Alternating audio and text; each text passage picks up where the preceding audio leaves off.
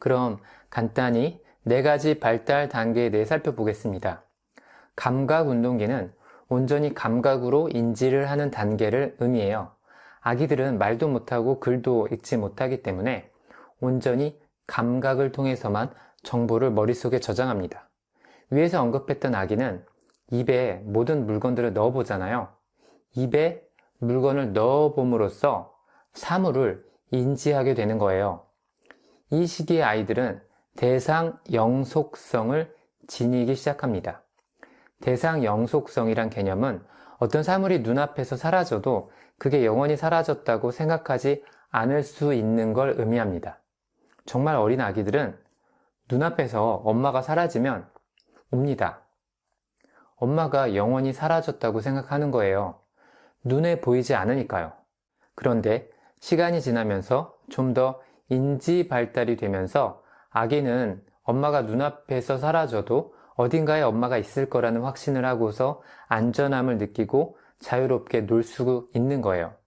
이게 대상 영속성이란 개념입니다. 물론 이 개념이 시험엔 안 나오겠지만 교양 차원에서 알아두시면 좋을 것 같아요. 그 다음에 전 조작기를 보겠습니다. 전 조작기는 감각 운동기보다 좀 더 인지적으로 발달한 단계죠. 당연하죠. 나이가 들수록 인지 발달이 더 잘 될 테니까요. 그런데 조작이라는 말이 또 어색하지 않나요? 조작이라는 단어는 부정적인 단어로 많이 쓰이죠. 승부 조작 같은 말이 가장 먼저 떠오른대요. 교육학 맥락에서의 조작이란 용어는 인지를 조작해서 상태를 바꾸어 놓는 것을 말합니다. 예컨대 내가 너라면, 달리 말하면, 만약 이런 일이 발생하면과 같은 표현들은 인지를 조작해야만 말할 수 있는 거예요. 다른 사람의 입장에 서보라는 역지사지란 말은 인지적 조작의 대표적인 표현이라고 할 수 있어요. 그런데 4살, 5살 아이가 내가 너라면, 달리 말하면과 같은 표현을 온전히 이해할 수 있을까요? 역지사지를 할 수 있겠어요? 다시 말해, 인지적 조작을 할 수 있겠습니까? 못하겠죠. 그래서 7세 이전까지의 나이를 전 조작기라고 하는 거예요. 인지적 조작을 아직 잘 못하는, 인지 조작에 아직 서투른 시기라는 것이죠. 전 조작기엔 자기 중심적인 사고가 발달하게 되는데 내가 좋아하는 걸 상대방도 좋아할 거라는 생각을 하거나 내 눈에 안 보이면 상대방도 안 보일 거라는 아주 유아스러운 생각을 하는 시기가 바로 전 조작기입니다. 아직 인지 조작을 완전히 못하는 어설픈 유아기라고 할 수 있어요. 그런데 성인들도 아직 전 조작기 상태에 머물러 있는 경우가 많아요. 내가 좋아하는 걸 상대방도 좋아할 거라 생각하고 내가 좋아하는 기호, 판단, 생각, 가치관 모두를 상대방에게 강요하게 될 수 있어요. 문제는 상대방은 그걸 좋아하지 않을 수 있다는 거예요. 아무리 내가 어떤 걸 좋아한다고 하더라도 상대방은 좋아하지 않을 수 있다는 걸 이해하지 못한다면 인간 관계에 항상 문제가 있을 수밖에 없습니다. 그래서 나는 원하지 않지만 상대방이 원할 수 있다는 걸 염두에 두어야 합니다. 이를 위해 인지 조작을 기가 막히게 할 수 있어야 하고요. 상대방의 입장이 되어보는 것, 상대방을 깊이 있게 이해하는 것이 중요하다는 점을 피아제의 인지발달 이론을 통해 배울 수 있습니다. 물론 이런 부분이 시험에 나오진 않습니다만 이런 지식이 여러분의 삶을 더 행복하게 만들어줄 거예요. 자기중심적인 사고가 피아제의 인지발달 이론에 따르면 그게 유아적이라는 거죠. 유아들은 자기 자신 위주로 생각하지 상대방까지는 생각을 못하니까요. 나이가 더 들고 인지적 경험을 많이 하고 나서야 비로소 상대방을 생각할 수 있게 되는 거예요. 나이가 들어서 어느 정도 성장해야 상대방의 입장에서 생각하는 게 비로소 가능해지는 거란 말이죠. 자기중심적 사고는 거의 모든 경우 안 좋을 때가 많습니다. 자기중심적으로 생각하는 사람을 우리 중에 누가 좋아하겠어요? 물론 이건 자신을 잘 돌보고 챙기는 것과는 구별되어야 하는 것이겠지만 같이 살아가는 이 사회에선 절대 환영받지 못하는 태도일 거예요. 그래서 부모나 교사들은 아이들이 자기 중심적인 사고를 빨리 탈피하게끔 도와주는 훈련을 할 필요가 있어요. 예를 들어 서로 다른 각자의 역할을 간접 경험하게 보는 소꿉놀이 같은 건 굉장히 좋은 활동입니다.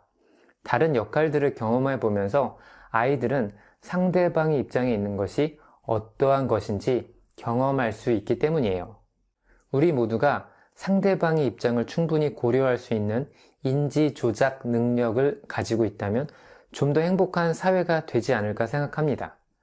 층간소음 문제와 같은 사회적인 문제들도 근본적으로 해결되지 않는 이유가 바로 여기에 있거든요. 다들 자기 중심적으로 생각하는 거예요.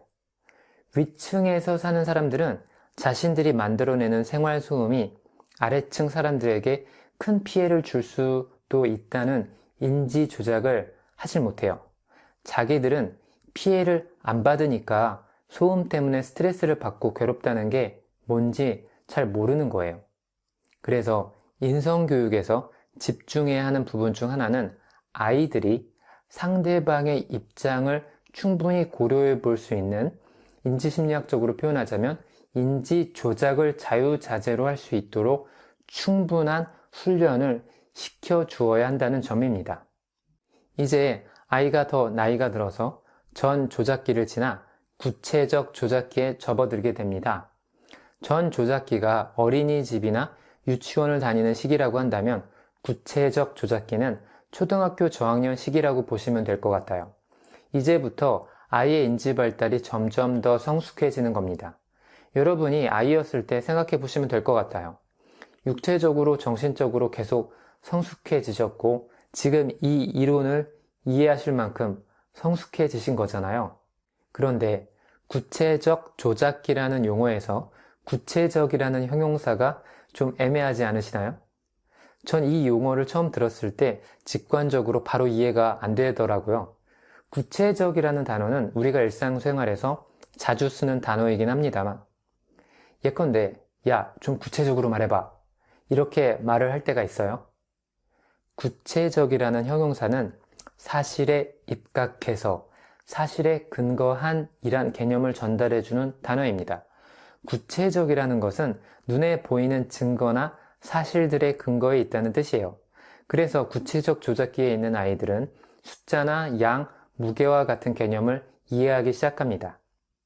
이 시기의 아이들은 똑같은 양의 물을 다른 모양의 컵에 담아도 양이 변하지 않는다는 보존 개념을 이해할 수 있습니다. 이 시기 이전의 아이들은 작은 쇠구슬보다 솜사탕이 더 무겁다고 생각하거든요. 양이 적어도 무게가 더 무거울 수 있다고 생각 못하는 거예요. 이건 성인 입장에선 참 신기한 일이죠. 우리한테는 이게 당연한 일인데 아이들은 그렇지 않은 거예요. 이제 마지막으로 아이는 형식적 조작기에 접어들게 됩니다. 형식적이란 말은 눈에 보이지 않는 추상적인 것이라는 뜻을 전달해 줍니다. 즉 아이들은 이제부터 추상적인 것들에 대해 이해할 수 있게 되는 거예요. 가설적 상황에 대해서도 상상할 수 있을 정도로 인지가 발달되는 겁니다. 가설적 상황의 대표적인 예로 수학 교과에서 다루는 문장제 문제를 들 수 있어요. 예를 들어 다음과 같은 문장제 문제가 있을 수 있습니다. 내가 집에서 학교까지 걸어서 가면 40분이 걸린다. 자전거를 타고 가면 15분이 걸린다. 만약 형이 아침 8시에 먼저 출발하고 나서 내가 뒤늦게 아침 8시 20분에 자전거를 타고 학교를 가다가 형을 만났다면 그때의 시간은 얼마일까? 위 문장제 문제를 풀려면 인지를 여러 번 조작해야 합니다. 그런데 내가 만약 실제로는 형이 없으면요? 나한테 자전거가 실제로는 없으면요? 내가 걸어서 학교를 간 경험이 없으면요? 그런 경험을 실제로 한 적이 없다면 인지를 조작하기가 굉장히 어렵습니다. 사실 어른들도 자신이 직접 경험해 보지 않는 분야에서 뭔가를 상상해 보는 것은 무척 어려운 일이에요. 해보지 않았고 경험해 보지 않았기 때문이죠.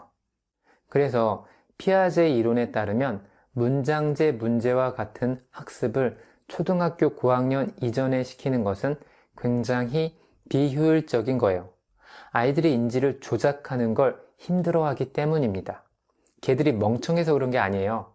단지 인지 발달이 덜 되었기 때문입니다. 이때는 부모가 아이들이 인지 발달이 충분히 될 때까지 기다려주는 것이 지혜로운 일이에요. 그런데 현실은 어떻죠? 초등학교 저학년 애들한테 문장제 문제를 풀라고 강요하는 엄마들이 진짜 많아요.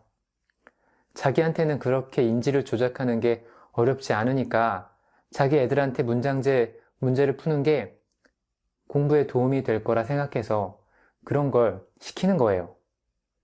그런데 아이들 입장에선 가설적인 상황을 상상해서 떠올리는 게 어렵기 때문에 자신이 직접 경험하지 않은 것을 상상하는 것이 어렵기 때문에 문장제 문제를 푸는 걸 어려워하고 종국엔 공부하는 것 자체를 싫어하게 되는 거예요. 아이가 만약 공부하는 걸 싫어하게 되면 그 아이 공부 인생은 끝이에요. 공부를 잘할 가능성이 굉장히 낮아집니다.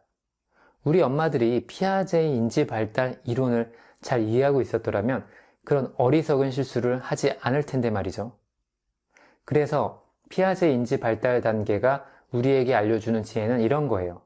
아이들한테 적기 교육을 하라는 겁니다. 발달을 뛰어넘는 교육을 하지 말라는 거예요. 예를 들어 선행학습 같은 게 발달을 뛰어넘는 교육입니다. 우리나라에선 선행학습을 정말 많이 시키죠. 여러분도 혹시 선행학습을 한 경험이 있으세요? 혹시 해보셨다면 그 효과가 좋았던가요? 선행학습을 하면 대부분 아이들은 망합니다. 특히 수학 교과의 경우 고등학교 2학년이 되면 전체 학생들 중 60%가 수학 공부하는 것을 아예 포기합니다. 얘네들이 보통 말하는 수포자들이죠. 전체 학생들 중 16%만이 현재 학년에 해당하는 수학 과정을 이해할 수 있습니다.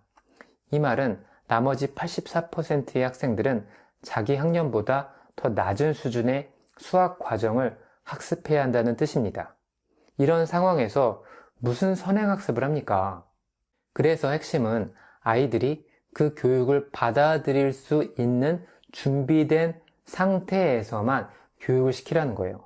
예를 들어 준비되지 않은 상태에서 선행학습을 시키면 아이의 공부 커리어가 망가질 수 있다는 거예요. 비단 선행학습만이 아니라 모든 교육은 학습자가 받아들일 만한 준비가 되었을 때 시행하는 것이 굉장히 중요하다는 사실을 우리는 피아제의 인지 발달 이론에서 배울 수 있습니다.